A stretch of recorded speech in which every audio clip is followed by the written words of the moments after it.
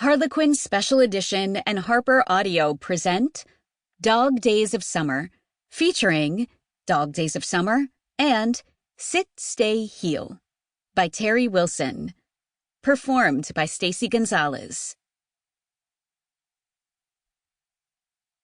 Dear reader, surprise, and welcome to Bluebonnet, Texas.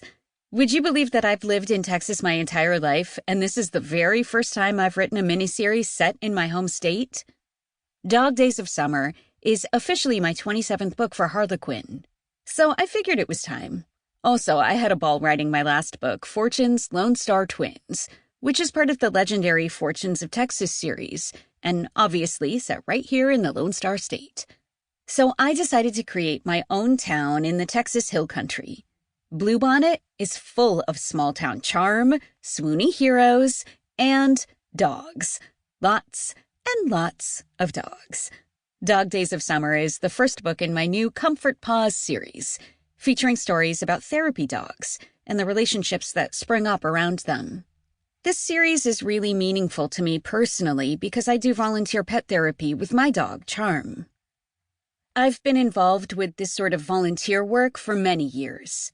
In fact, my first therapy dog was a golden retriever named Nellie, and she was my inspiration for Ladybird and Dog Days of Summer. I hope you enjoy this romantic journey with Maple and Ford. Look for the next book in the Comfort Paws series, coming later this year. Happy reading, Teri. For our special friends at Juniper Village, Lincoln Heights, and Northwood Elementary School. XOXO, Teri and Charm.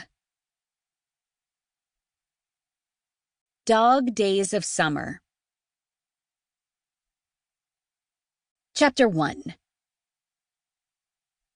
So this was Texas. Maple Leighton wobbled in her Kate Spade stilettos as she stood on a patch of gravel across the street from the Bluebonnet Pet Clinic, and fought the urge to hot-foot it straight back to New York City. What was she even doing here? You're here because you sold your soul to pay for veterinary school.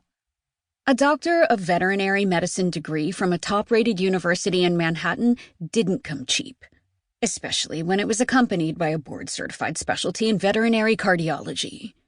Maple's parents, who were both high-powered divorce attorneys at competing uptown law firms, had presented a rare united front and refused to fund Maple's advanced degree unless she followed in their footsteps and enrolled in law school. Considering that her mom and dad were two of the most miserable humans she'd ever encountered, Maple would have rather died. Also, she loved animals. She loved them even more than she loathed the idea of law school. Case in point, Maple had never once heard of animals clawing each other's eyes out over visitation rights, or who got to keep the good wedding china. Especially dogs. Dogs were always faithful, always loyal. And unlike people, dogs loved unconditionally. Consequently, Maple had been all set to plunge herself into tens of thousands of dollars of student loan debt to fulfill her dream of becoming a canine heart surgeon. But then, like a miracle, she'd been offered a full-ride grant from a tiny veterinary practice in Bluebonnet, Texas. Maple had never heard of the clinic. She'd never heard of Bluebonnet either. A lifelong Manhattanite, she'd barely heard of Texas. The only catch? Upon graduation, she'd have to work at the pet clinic for a term of 12 months before moving on to do whatever her little puppy-loving heart desired. That was it. No actual financial repayment required. Accepting the grant had seemed like a no-brainer at the time. Now it felt more like a prison sentence. 1 year. She inhaled a lungful of barbecue-scented air, which she assumed was coming from the silver Airstream-style food truck parked on the town square.